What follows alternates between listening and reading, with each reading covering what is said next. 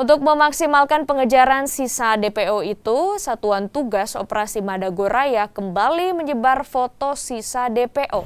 Daftar pencarian orang di Poso kini tersisa 4 orang. Mereka adalah Askar alias Jait alias Pak Guru, Muhlas alias Galuh alias Nae, Ahmad Ghazali alias Ahmad Panjang, dan Sohardin alias Hasan Pranata. Menurut Kepala Satuan Tugas Humas Madagoraya, Kombes Didik Supranoto, ada beberapa titik yang dilakukan penyebaran selebaran foto DPO. Warga pun diharapkan mau melaporkan jika ada orang yang mencurigakan.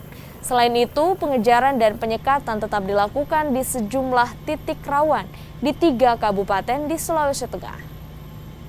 Telah menyebarkan poster gambar 4 DPO yang masih tersisa. Ini telah kami sebar di wilayah Poso Pesisir Utara, Poso Pesisir Selatan, kemudian Pesisir Induk, Kecamatan Torwe, dan juga Sausu.